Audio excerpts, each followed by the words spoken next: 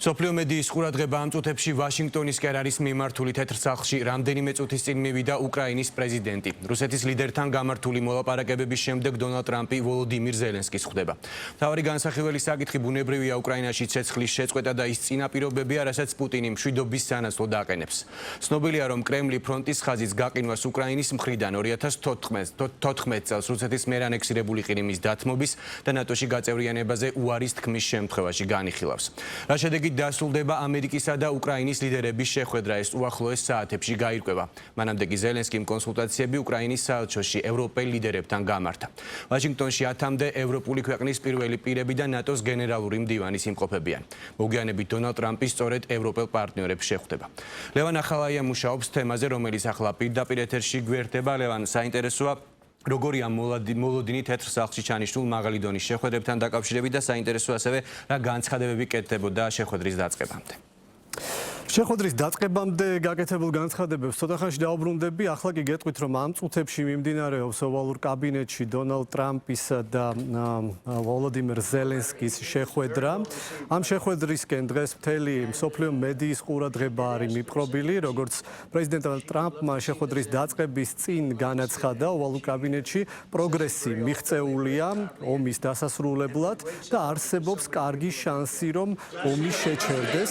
ეს განაცხადება გააკეთა ზელენსკისთან ერთად. მანამდე ასევე ცნობილია, რომ ზელენსკიმ გადასცა წერილი უკრაინის პირველი ლედის მიერ დაწერილი ტრამპს და უთხრა, რომ ეს წერილი განკუთვნილია მელანია ტრამპისათვის და ეს მიმართულია ასევე მშვიდობისკენ და მასში ისმის მოწოდებები მშვიდობისკენ.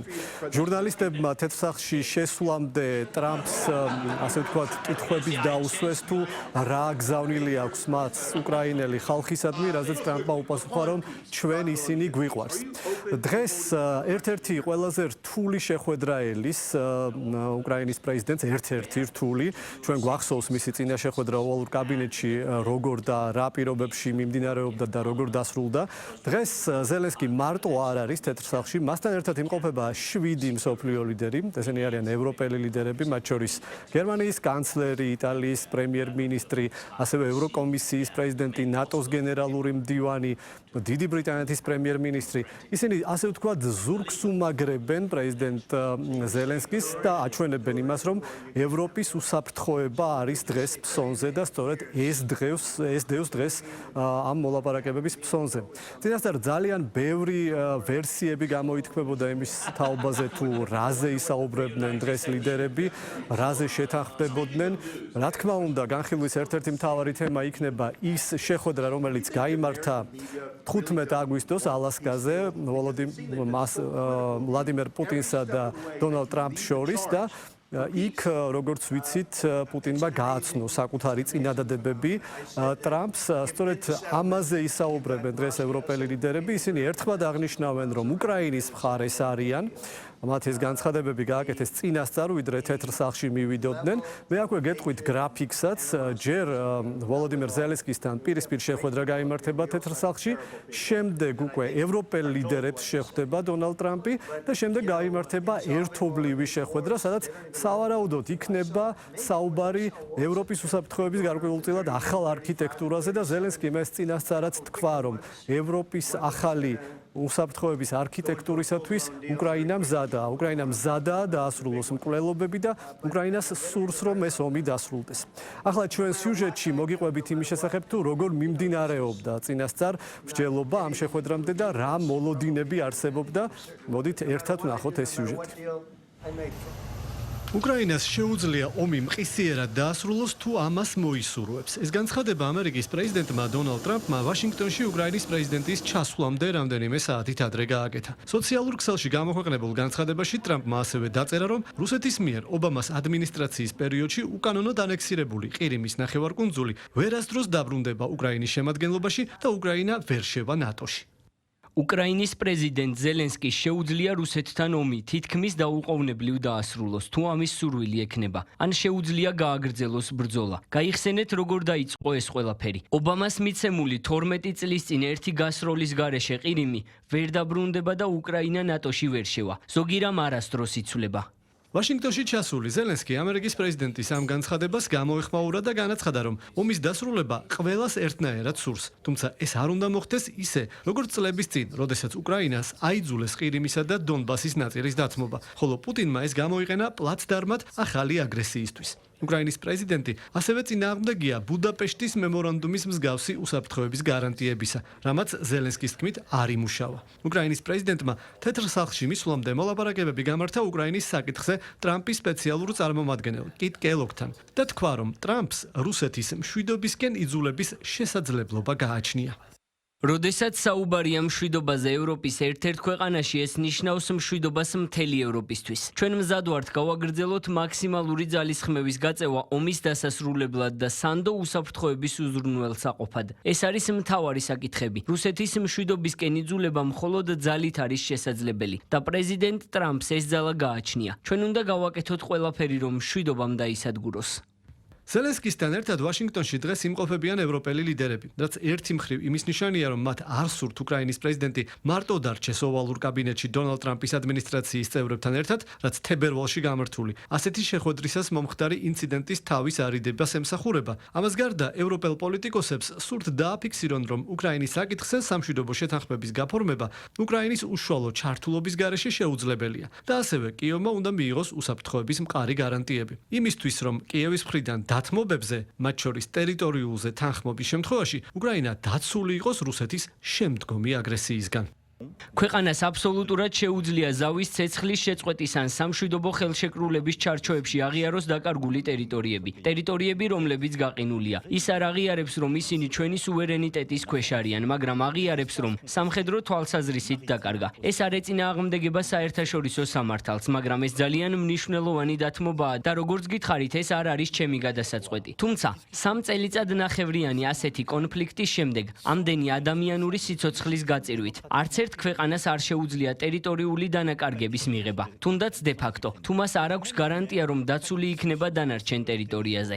ევროპის ერთიანობა ჩემი აზრით ასევე წარმოადგენს ინსტრუმენტს მშვიდობის მშენებლობისა და სამართლიანობის გარანტირებისთვის. ცხადია, იტალია აქ არის და ასე იყო წარსული 3 წელიწადნახევრის განმავლობაში. ჩვენ ვართ უკრაინის მხარეს. ჩვენ მხარს ვუჭერთ შეერთებული შტატების პრეზიდენტის ძალისხმევას. მოგვიწოდეს ჩვენი წვლილი შევიტანოთ დიპლომატიური შეთავაზებების სახით და გვიხარია, რომ უსაფრთხოების გარანტიების ფარგლებში ჩვენ გამოვდივართ იმ წინადადებიდან, რომელიც შემოიტანა იტალიამ. კონკრეტულად კი შეიქმნას უსაფრთხოების ეფექტური გარანტიები, რომელიც დაფუძნებული იქნება ნატოს ვაშინგტონის შეთანხმების მეხუთე მუხლზე.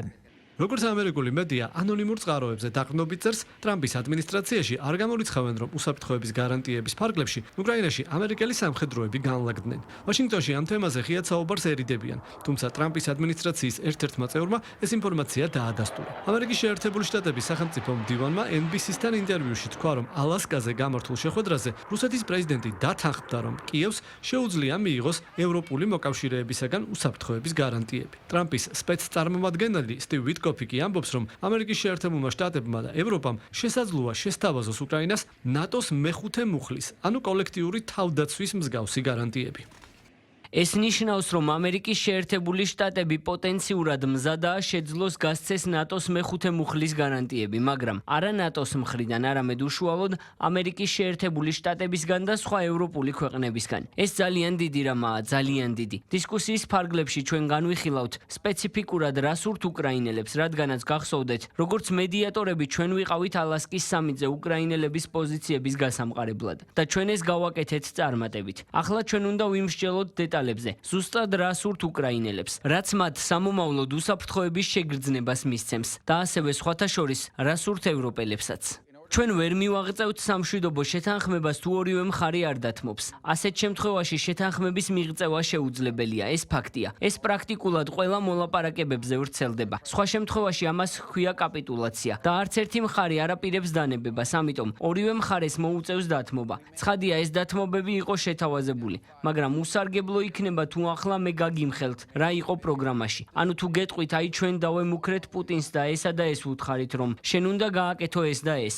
ეს მხოლოდ გაართულებს ამოცანას და შეამცირებს შანსებს, რომ ისინი ამას დათანხმდებიან. ამიტომ რაც არ უნდა სურდეს ყველას, რომ ეს მოლაპარაკებები პირდაპირ ეთერში იმართებოდეს, ეს დისკუსია ყველაზე მეტად მუშაობს კონფიდენციალურ რეჟიმში, სერიოზული მოლაპარაკებების ფარგლებში, რადგანაც ადამიანებს უწევთ ამ მომრჩევლების კითხვებზე პასუხი და ავტორიტარულ მთავრობებსაც კი ჰყავთ თავისი ამ მომრჩევლები, რომელთაც პასუხი უნდა გასცეს და დაიცვან ის შეთანხმებები, რომლებიც გაფორმდა. მათ უნდა მოიფიქრონ, როგორ აუხსნან ეს ხალხს.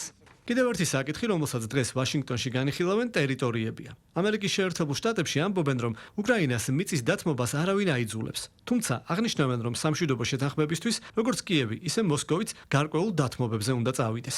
მედია წერს, რომ უკრაინის პრეზიდენტი ფრონტის ხაზის გაყინვასთან დაკავშირებით მისაღები კომპრომისისთვის მზად არის. თუმცა დონეცკისა და ლუგანსკის დათმობას, რასაც პუტინი ითხოვს, კიევში არც კი განიხილავენ. ამერიკული მედია ასევე წერს, რომ ამ ორი ოლქის დათმობა ალასკაზე შეხვედრის დროს პუტინმა დაჟინებით მოითხოვა. თუმცა მას შემდეგ, რაც ტრამპი შეხვედრის დროზე ადრე დასრულებით დაიმუქრა, რუსეთის პრეზიდენტმა უკან დაიხია. ევროპელი ანალიტიკოსების ნაწილი მიიჩნევს, რომ ევროპელი ლიდერების ვაშინგტონში ჩასვლის ერთ-ერთი მიზანი ისაა, რომ გაიგონ თუ რეალურად რაზე შეთანხმდნენ პუტინი და ტრამპი ალასკაზე და ასევე დაუჭირონ მხარი უკრაინას, რომ ის დროზე ადრე არ წავიდეს დათმობებზე. ჩემი აზრით, ყველაზე მინიმალური რისი მიღწევისკენაც ევროპელი ლიდერები მიისწრაფვიან ვაშინგტონში, რომ რეალურად დარწმუნდნენ, რომ უკრაინის მხრიდანაც ნაადრევად დათმობები არ იქნება. და ასევე ჩვენ მივიღებთ ამ შეხვედრიდან უკრაინის სამხედრო დახმარებას და ასევე გარკვეულ ვალდებულებებს. მაგალითად, სამმხრივი შეხვედრისთვის, ამერიკის შეერთებული შტატების, რუსეთის და უკრაინის სამმხრივი მოლაპარაკებებისთვის. რუსეთი ამჟამად დონეცკისა და ლუგანსკის 75%-ს აკონტროლებს. ამერიკული დაზვერვა არაერთგვაროვნად აფასებს რუსეთის შესაძლებლობას სამხედრო ძალით სრულად დაიკავოს ეს ოლქები. ერთი ვერსიით რუსეთს შეუძლია სრულად დაიკავოს ეს ტერიტორია ოქტომბრამდე, მეორე სცენარი კი უფრო მძიმე და გაურკვეველ პროცესს პროგნოზირებს. აღსანიშნავია ისიც, რომ ვაშინგტონში მიმდინარე შეხვედრების ფონზე რუსეთში ამბობენ, რომ არ არიან წინააღმდეგი უკრაინამ მიიღოს უსაფრთხოების გარანტიები, თუმცა ანალოგიურ გარანტიებს თავადაც ითხოვენ. როგორც რუსი დიპლომატები ამბობენ, ეს გარანტიები არ უნდა ფარგლებოდეს მხოლოდ იმ დაპირებით, რომ ნატო აღმოსავლეთით აღარ გაფართოვდება. ჯერ უცნობია რა შედეგით დასრულდება ვაშინგტონში დღეს მიმდინარე მოლაპარაკებები, თუმცა დასავლური მედია წერს, რომ ტრამპის ადმინისტრაცია უკვე გეგმავს უკრაინის, რუსეთის და ამერიკის ლიდერების სამხრივ შეხვედრას, რომელიც შესაძლოა ამ კვირის ბოლოს დაინიშნოს და ის ევროპაში გაიმართოს.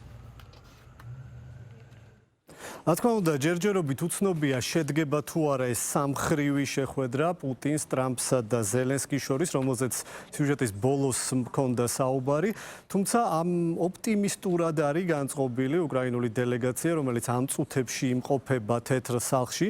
როგორც ამბობენ, ჯერჯერობით შეხვედრა კარგად მიმდინარეობს, ტრამპმაც და ზელენსკიმაც გააკეთეს განცხადებები. მე გეტყვით, დაახლოებით რაზე ისაუბრეს მათ. პირველ რიგში ტრამპს კითხეს აპირებს თუ არა ის გააგზავნოს უკრაინაში ამერიკელი მშვიდობის მყოფელები, გრძელვადიანი მშვიდობის დასაცავად. მან ამაზე კონკრეტული პასუხი არ გასცა, თუმცა თქვა, რომ ყველაფერს გააკეთებს იმისთვის, რომ მშვიდობამ დაისადგუროს და ის ერთნაირად იმუშავებს როგორც უკრაინასთან, ისე რუსეთთან ამ საკითხზე, როგორც ცნობილია, ევროპელი ლიდერების ინიციატივაა, რომ ეგრეთ წოდებული მსურველთა კოალიციის ფარგლებში გაიგზავნოს გარკვეული სამხედრო კონტინგენტი უკრაინაში, რათა მათ დაიცვან უსაფრთხოება მას შემდეგ, რაც ცეცხლი შეწყდება უკრაინაში და ამ შეთანხმებას სავარაუდოდ სწორედ იმ სამხრივ შეხვედრაზე უნდა მიაღწიონ ლიდერებმა ამის შესახებ შეთანხმებას, რომელზეც ჰქონდა საუბარი, ანუ ტრამპსა, პუტინსა და ზელენსკის შორის.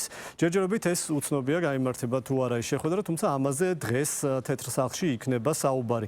მე ახლა უკვე შეგვიძლია მოვისმინოთ ის განცხადებები, იმ განცხადებების ნაწილი, რომელიც გაკეთდა თეთრ სახლში. ახლა ჩვენ მოვისმენთ დონალდ ტრამპის მიერ მედიასთან ოვალურ კაბინეტში გაკეთებულ განცხადებას. უკრაინის პრეზიდენტია ჩვენთან ერთად. ჩვენ ძალიან კარგი დისკუსია გვქონდა, ბევრი საუბარი.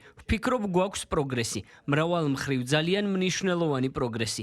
ცოტა ხნის წინ, როგორც იცით, შეხვედრა მქონდა რუსეთის პრეზიდენტთან და არის შესაძლებლობა, რომ აქედან რაღაც გამოვიდეს. დღევანდელი შეხვედრა მნიშვნელოვანია. 7 ძლიერი ლიდერი გვყავს დღეს ევროპიდან და ჩვენ მათ ამ შეხვედრის შემდეგ შევხვდებით.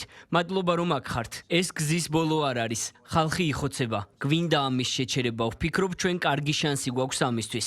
უკვე თითქმის 4 წელია გრძელდება. გასულ კვირასაც ბევრი ადამიანი დაიხოცა. მილიონობით ადამიანი დაიხოცა ორივე მხრიდან. ვიცნობ პრეზიდენტ ზელენსკის, ვიცნობ საკუთარ თავს და მიმაჩნია, რომ ვლადიმერ პუტინსაც სურს დასრულება. თქვენ მოისმინეთ დონალდ ტრამპის მიერ ოვალურ კაბინეტში ცოტა ხნის წინ გაკეთებული განცხადება. მე შეგახსენებთ, რომ ამ წუთებში გრძელდება ეს მოლაპარაკებები თეთრ სახლში ვოლოდიმერ ზელენსკისა და დონალდ ტრამპის მონაწილეობით. ზელენსკიმ თავის მხრივ შეხვედრის დაწყებამდე კიდევ ერთხელ განაცხადა, რომ მხარს უჭერს ყველა იმ დიპლომატიურ ძალისხმევას, რომელსაც ამერიკის შეერთებული შტატები სწევს იმისთვის, რომ უკრაინაში მშვიდობამ დაისადგუროს. მან კიდევ ერთხელ გეტყვით, რომ გადასცა დონალდ ტრამპს ოლენა ზელენსკას მიერ დაწერილი წერილი, რომელიც ადრესატიც გახლავთ ამერიკის შეერთებული შტატების პირველი ლედი მელანია ტრამპი. სავარაუდოდ ამ წერილშიც მშვიდობის დამყარების სურვილზე იქნება საუბარი. ევროპელი ლიდერები ამ წუთებში, რომლებიც მივიდნენ უკვე თეთრ სახლში, ელოდებიან შეხვედრას დონალდ ტრამპთან. მე გეტყვით, ვინ იქნებიან ამ შეხვედრაზე? ეს არის საფრანგეთის პრეზიდენტი ემანუელ მაკრონი, ასევე გერმანიის კანცლერი ფრიდრიხ მერცი, ასევე იტალიის პრემიერ-მინისტრი ჯორჯია მელონი, ასევე იქნება დიდი ბრიტანეთის პრემიერ-მინისტრი, რომელიც არ შედის ევროკავშირში, მაგრამ ის მაინც ჩავიდა და განაცხადა, რომ მისთვის მნიშვნელოვანია რომ ომი დასრულდეს. კირ სტარმერმა, დიდი ბრიტანეთის პრემიერ-მინისტრმა ასევე თქვა, რომ ეს ომი აისახა ასევე ბრიტანულ ოჯახებზეც და მთლიანად ევროპაზეც და ამიტომ მნიშვნელოვანია მისი დასრულება. ისინი ყველანი უჭერენ ზელენსკის მხარს, როგორც ამბობენ და ზელენსკის მხარეს არიან და ცდილობენ მისი პოზიციების გამაგრებას, ასე ვთქვათ, სავარაუდო სამშვიდობო შეთანხმების გაფორმების წინ, რაზეც მიმდინარეობს მოლაპარაკებები. აქვე ახლა უკვე ჩვენ შეგვიძლია მოვისმინოთ ის განცხადება, რომელიც თეთრ სახლში ოვალურ კაბინეტში სულ ცოტა ხნის წინ გააკეთა უკრაინის პრეზიდენტმა. ჩვენ ყოველდღიური თავდასხმების ქვეშ ვართ. დღესაც უამრავი თავდასხმა იყო. ბევრი დაშავდა, დაიღუპნენ ბავშვები. ჩვენ უნდა შევაჩეროთ ეს ომი, უნდა შევაჩეროთ რუსეთი და გვჭირდება ამერიკელი და ევროპელი პარტნიორების მხარდაჭერა და ამისთვის ყველაფერს გავაკეთებთ. ჩვენ ვაჩვენეთ, რომ მტკიცე ხალხი ვართ და მხარს ვუჭერთ პრეზიდენტ ტრამპის იდეას, რომ ეს ომი დასრულდეს დიპლომატიური გზით. მზად ვართ სამხრივი შეხვედრისთვის. ცოტა ხნის წინ ტრამპმა ასევე განაცხადა, რომ ის აუცილებლად ამერიკის შეერთებული შტატები და ის მისცემს უკრაინას კარგ დაცვას, ანუ უსაფრთხოების გარანტიებს შესაბამისად. თუმცა აქვე აი ამ მოლაპარაკებების მიმდინარეობის ფონზე გავრცელდა რუსეთის საგარეო საქმეთა სამინისტროს განცხადება ცოტა ხნის წინ, სადაც ნათქვამია, რომ რუსეთი კვლავაც ეწინააღმდეგება ნატოს სამხედროების განლაგებას უკრაინის ტერიტორიაზე. ასე რომ ნახოთ, როგორ განვითარდება მოვლენები და რითი დასრულდება დღეს ევროპელი ლიდერების ზელენსკისა და ტრამპის შეხვედრა თეთრ სახლში. მადლობა პირდაპირ ეთერში ლევან ახალაი საუბრობდა ჩვენ თეთრ სახლში მიმდინარე პროცესებს და შეხვედრებს, რა თქმა უნდა, გამოშვების ველობისას ისევ დაუბრუნდებით.